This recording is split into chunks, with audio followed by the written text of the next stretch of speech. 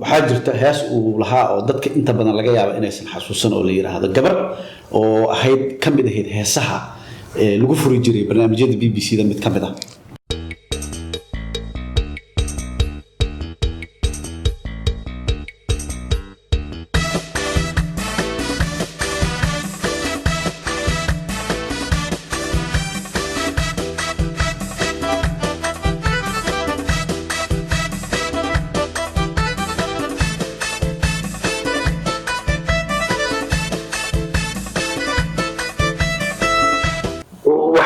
فنانكاسي يري ان إنه المر عبد الساق أبريقا يقول هذا عبد الساق اسم محمد فرنسي وقليلية أو ذات لكن حتى قادم يسيكي خريق الصومالي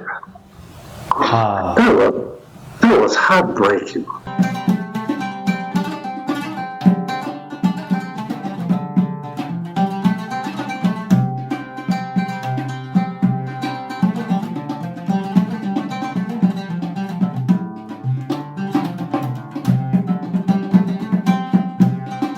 السلام عليكم ورحمة الله وبركاته. كلنتي وعنا ونكسن دمان داوود شيدا برنامج كمرتي مددالو halkaan naga daawanaysan Shabeelle Media. barnaamijka waxaa maalgeliya Wales Collaborative.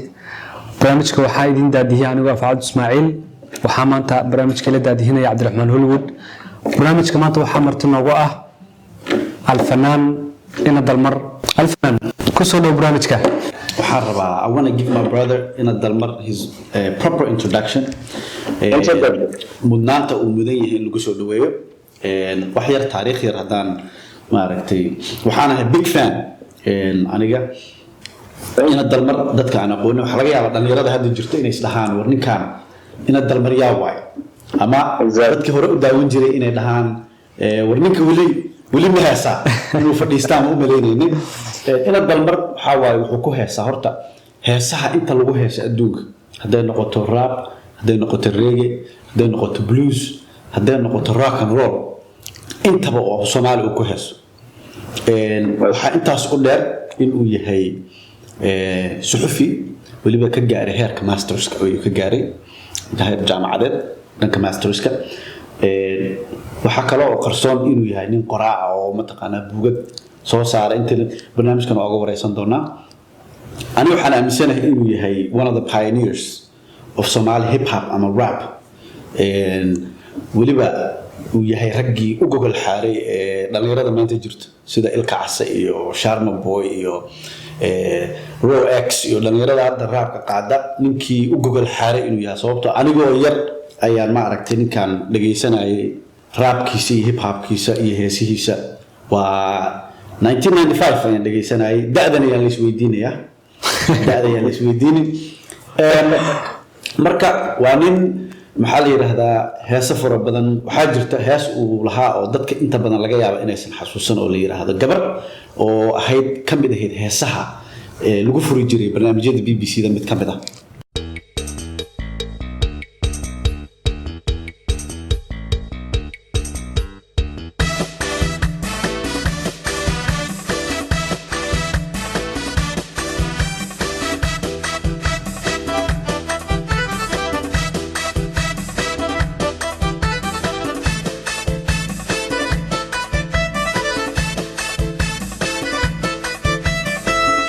الفنان إن الدلمر with all further ado waxaan rabaa in aan isku soo dhawaato barnaamijka murtida madadaalo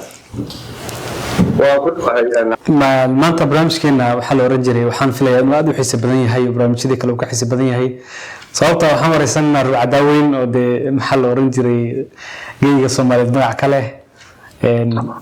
maxal murti badan oo qiimo badan sameeyay qoraa weyn ah أستاذ أرتا وحارنا وكلي وحنكا وريسان دونا أديقا بحتان كي سومالي أتكب حدي كون سقال بقول سديتني اللحدي وهالكاسي كدب سفر كدبنا تكتي باكستان كدبنا إيجيبتي هالكاس انت أنا لكن أقول القليل بالوحير أديقا إن الدلمر وعيو بالددوينها وحير انت كلا أنا أوسي شاقي بل أديقا أنا ما يستر وحير باش أكون لاتين إن الدلمر وكل شيء أستاذ برتيني مجانا المقدشو waxaan dhiganay dugsiga hoose dhexe كل نوفمبر aan ka baxay برمدي waxaan ka bilaabay dugsi la dhaho Dhagaxtuur oo school home ku tagan wiilashii xafada ceel Indian ku dhashay laakiin yani deganay markii Xuseen Martiin hooday lagu dhalay aan baadhay mood saddex lugalay taxi ka ahaan Stibrigas as I was told marka bajaaj hada it used to exist back then too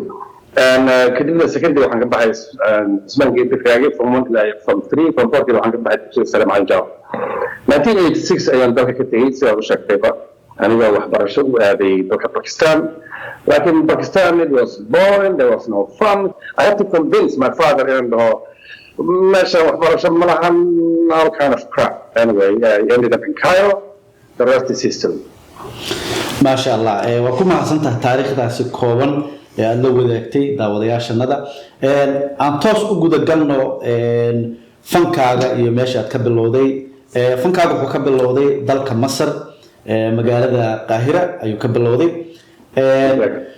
adigoo markaasi arday ah oo halkaasi jaamacad ka dhiganayo su'aasha aan rabnay inaan ku weydiinaa waxay tahay marka adiga oo arday ah oo markaasi wadankii oo nabada ka soo maqnaa in muddo ah maxaa kugu dhaliyay in aad dhanka fanka aad bal u leexato horta fanaan inaan noqdo qorshay ma ahayn ehelkaygana wax heesa abtirkooda wax ka yaxda so it's not in my genetics so to speak markii laga reebo kooxda horseed oo walaalkay uu qabay gabdhaha kooxda horseed u heesa gabadha badoodeysada bilowgaas bulshooyinkooda ka mid ahayd sida bilowgaas iyo gabadha xamaho xaleynaysa Milano ayaa labada koox tiisho ahaa atorayalna waxa uu ahaa jaango wala xamo iyo digsa wixii ku wada dhintay la yarxamo guriyana ay markii riwaayada ku alif jireen so sometimes aniga siyaari soo qaban jiray qaadkii Coca-Cola iyo all that so maybe that's what I got the thing and Said Khalifa oo asna fannaaniina oo Soomaaliyeed ku leeyahay inta kaman ku garaacay so tiisana la jijiidinayay maybe that's what it is but I thought and music was in my genes because as far as I can remember I was in a club 14 years old and kooxda Eastern big fan of and hotel Urban Gallery khamiga khamista the ladies night and so on Friday night so music was in my genes I was dancing I loved the beat so I think that was right but anyway and as I said funk also كلمنا فنان نقطة لكن waxaan dhaliiray and funk and الموضوع إنه هي the same drum, the same lahan, the same aladihi, and then William said again, Gabriel, Theo Parker or British William or American successful graduate, and then followed the game for the time of again. I had about listens to music. One night we had another, all we had is one take or what? What the hell? Now I'm listening to different music to me. Different music. By the way, that is my status. يعني يا اسكو wax uu ahaa waxa dhageysanaysa even though adiga aad dhageysanaysa music kala duwan haddana iyaga maqalkii wuxuu ahaa hal wax inaad dhageysanayso one thing marka I was thinking about that kadib hesiyan dib u dhageystay aniga a little bit more critical hesi kala dhageysan Michael Jackson and Bobby Brown and all that I was comparing and I was like yeah something wrong something is monotonous so I know now what you're going to do about it you don't know anything about music you're not talented in anything all I knew was how to dance one baxay waxaan isiri do something about that one baxay waxaan tagay naadi Soomaaliya soo iman jirtay oo ku yaala ilaa hadda ku yaala فرق شركة داشة وحسوا من جاء أربعة معلومين أضياء مرتبة أو أتيك كلاب كلاب كان تيجي مع idea was like أنا سويت ضد هساء ضد اللي كان ضد جراعة and give them the idea let's do something let's change let's follow the world music but to that أنا بلاقي ليش distribute هذا هم الوقت هم الموقع حي هم المسكداي هم all that thing the idea died I came back I didn't like it. in idea in Edinburgh. So I was teaching English in ILI, International Living Language Institute, maalin maalmaha ka mid ah ayaa ardaydaydii aan English ku dhigay Soomaali iyo waxaa dhiganayay Egyptians mid ka mid ah oo Usaama Azam la yiraahdo oo gitaar wata ayaa soo galay galab waa marka cashar si dhameeyay oo si baxayaan dhahay Carlzana what is this what's up with this guitar ma koox ku jira yiri habeen walba ayaa waxaan ka tunaa different clubs and like hey I'm a musician too you know I'm a musician in my head and in my heart nothing to do and he was like yeah come and join us well today got the it was fun we had a party and yeah, but of course I know the rhythm and the dance and whatever. And I'm a black guy and the Arabs but I was the cool guy. I was not singing. Then I was like, okay, what you gonna do next? I go Texas. Out of the blue, I had journal and affiliate. على هم لأن أنا حطيت حيسيس يكون على معهد الموسيقى العربية أو music اللي قبضته. One thing I decided in and we had they have two lines in a professional 4-year degree about the music so all in a but 1 year 2 year courses 6 month courses 9 month courses or about music composing آلة البراميسو and all that وحن قال قاري لا say composition that is محمد music theory, music the different genres of music why not? I was like, okay, put the Bach, what you know in this. Yeah, بقولي كاتي دي انكاشري كاتي ما كوها جميل وها من جامعة ما كمريا بريمو أيوة كسب بلاد music school secondary music school كبح جامعة 4 years of a music center. He plays every imaginable instrument and he knows theory inside. He was our band leader. And then he said, he's the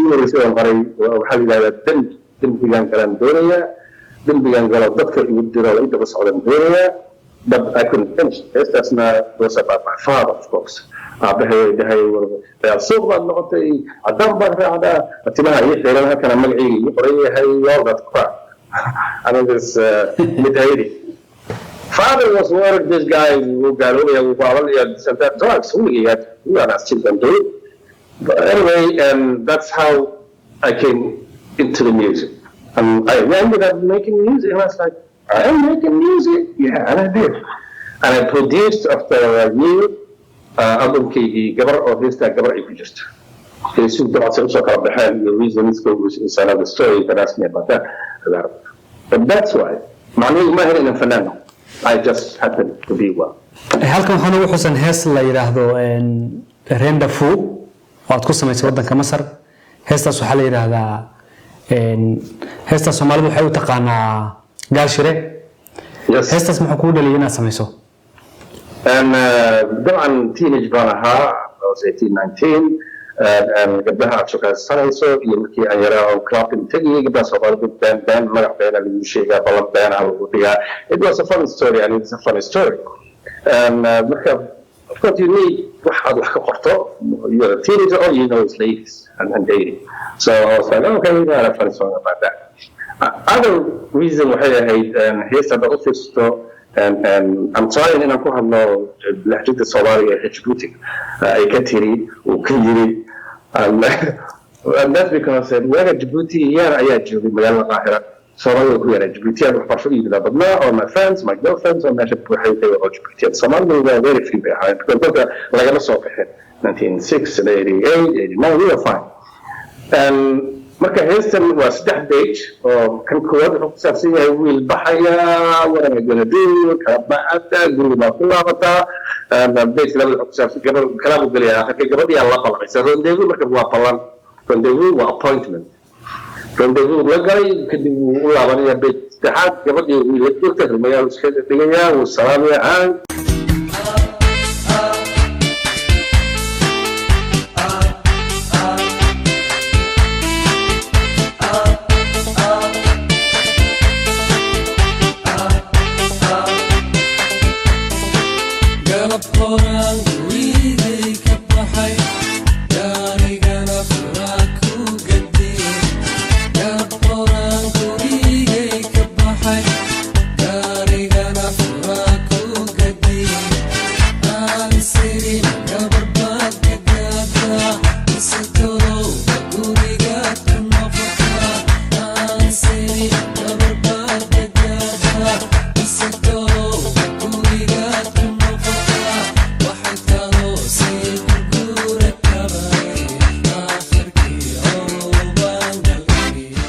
marka dagaala ka dhacay marka ninkii ugu dartay la jooga say ka tiri warguuleed afgaaro waxay kaalo sii gurguura taabay aakhirtii gaal shiraanka ninkii baan islayn marka beenta gabdhaha ay ku saabsanayd it's very funny and realistic song laakiin masiibtar weli video ma soo bir and heesayiguna badanaa internetka iyo kuwaysan jirin haddana xataa kuma jiraan because there was no internet never mind YouTube Facebook that's why introductionkaagii aad ku sheegtay kulli odayaashii hore ee anigii adiga camal ahaa karakterisi da'da ha sheegin aan ku eri ustaad akhyaarta la sii akhyaarta okay waa tahay waa mahadsan tahay waxaan rabnaa haddana marka in aan u hayaano dhankaas in Yurub iyo bixitaankaagii horaantii sagaashameeyadii ayaan filayaa markii inaad soo gashay Yurub waxaa jirta sheeko aad u xiiso badneyd oo idin dhex martay laba shakhsi oo fanka Soomaaliyeed taariikh weyn ku leh wax ma nooga sheegi kartaa labadaas shakhsi labada shakhsi midna awan sheegaya midna ma sheegaya because midna positive feedback midna negative feedback and dinagan imid in 1993 early 1993 and mind you almost like 5 years that time aniga iyo cabdijanan keliya ayaa fanaanka jira baa la dhegeysto oo cabdijanan wuxuu aad soo saaray 1992 أنا وحنا أدرك صباح the end of 1992 نيويورك 1993 ومتاجر صباح أكتوبر نوفمبر ملعب مكة my album was totally original كان عبدي جنن was it was a beautiful album well made well produced لكن it was not original سهري أهاين أو دب له عصبوريسي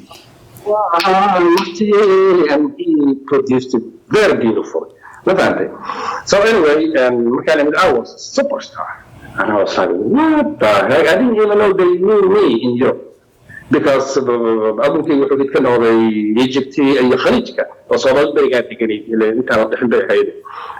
Like the Berry, Saudi, we have to I don't know, how stereo, there was no CD those days. I didn't know. Anyway, everybody was like, oh, and the first time I was getting autographs, and I was like, oh, yeah, right, this is stupid. Anyway, it was beautiful. And Fanankas, I'm a Fananakas, I like for me, ويعزوني ويعزونتي, whatever it is.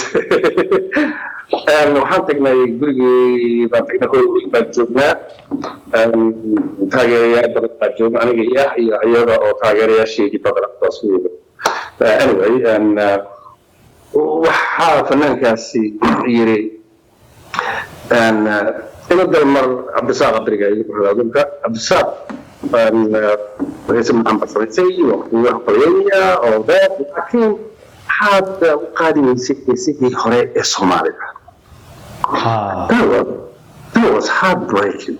وحكي لشخص قاسي هسي هراء ما تقادد عصبوني سيسي. أنت هي صعب قادم هي ما فهمتي. I was making يعني effort or real or experimental ما أريدنا أفكار معي خلطا أو أنا قلت لك إنه reggae, rap, hip hop, blues and jazz and all that لسه وصومالي artists. I found that it was Somali artists. marka aduu waxaad arkaysaa shakhsi muusikada Soomaaliyeed wax cusub ku soo kordhiyay. That's what I thought and that's of course what I am, but those days شخصيات وحنا من سنة إن أنكوع بيتخنكي فوفن كنا. See, and that's the whole ideology against أنا أوصل قالوا فنكا. There's no رقم فنكا هذا فنكا قلنا قالوا رقم قلنا قالوا كون كلا قراءة يمبو نويني ترى بدين لا بام كمان is not our instrument, but the beats and the whole thing is even it's not Somali culture. ما فهمتي؟ أنا Somalian. And then we invented that, which is fine. That's what you can do with art. You bring it, you borrow it, you steal it, and then you make it your own. Something new comes out of it. But anyway, something I had both, and I was bold, I believed what I was doing. And Hadiva and Jesse, why would I do that? why would I do that? And Somali Qadi Siban, why would I sing Umar Duli Muhammad Salamat Ahmed Naj? They are alive and we have them on record. The whole key that Joey will Muslim Shakhsiyas. And then I was like, yeah, I'm doing right. فهمت. الشخصية كان وهو هاي عبد الله غش الله يرحمه. I love him dearly. I met him in London, 1995, 96, something like that. ويعزوه ويعزوه ويعزوه عدوا